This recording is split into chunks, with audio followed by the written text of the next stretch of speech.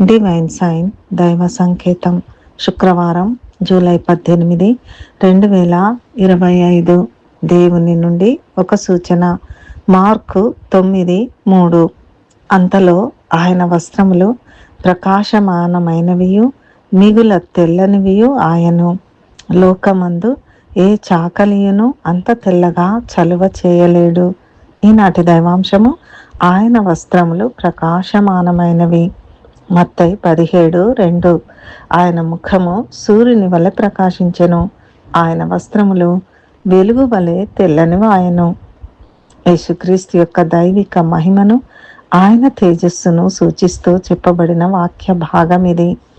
వస్త్రములు ప్రకాశమానమగుట అనున్నది పరిశుద్ధుల నీతి క్రియలకు సాదృశ్యము.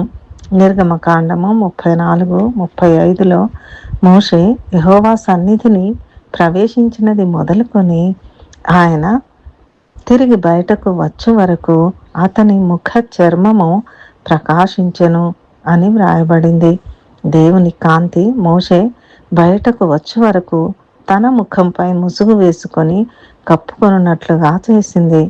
ప్రసంగి 8:1లో మనుష్యుల జ్ఞానము వారి ముఖమునకు తేజస్సునిచ్చును అని వ్రాయబడి ఉంది. యేసుక్రీస్తు రూపాంతర క్రియలో ఆయన దైవిక స్వరూప దర్శనము పేతురు, యాకోబు మరియు యోహానులకు ఇవ్వబడింది. లూకా 9:29లో ఆయన ప్రార్థించుచుండగా ఆయన ముఖ రూపము మారెను, ఆయన వస్త్రములు తెల్లనివై ధగధగా మెరిసెనని గమనిస్తాం. కీర్తనలు 104:2లో వ్రాయబడిన ప్రకారం ఆయన వస్త్రము వలె వెలుగును కప్పుకొని ఉన్నట్లుగా మనకు అర్థమవుతుంది. ప్రకటన 1:14-16లో ఆయన పాదముల మట్టునకు దిగుచున్న వస్త్రము ధరించుకొని రొమ్మునకు బంగారు దట్టి కట్టుకుని ఉండెను. ఆయన ముఖము మహా తేజస్సుతో ప్రకాశించుచున్న సూర్యుని వలె ఉండెను.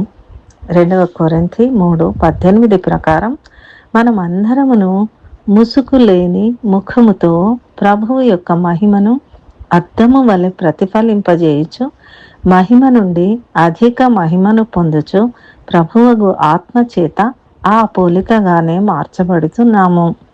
ఈ సందర్భంగా దేవుడు మనతో మాట్లాడుచున్న దైవాంశము రోమా 8:29.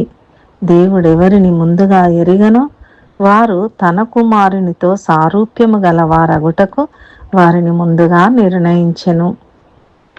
దేవుడు మనల్ని దీవించి తన ముఖ కాంతిని మనపై ప్రకాశింపజేసి మన వస్త్రములను తెల్లనివై ధగధగా మెరియునట్లు చేయునుగాక. ప్రార్థన. మా ప్రియ పరలోక తండ్రి, మేము రక్షణ నొందినట్లు నీ ముఖ కాంతి మాపై ప్రకాశింపజేయుము.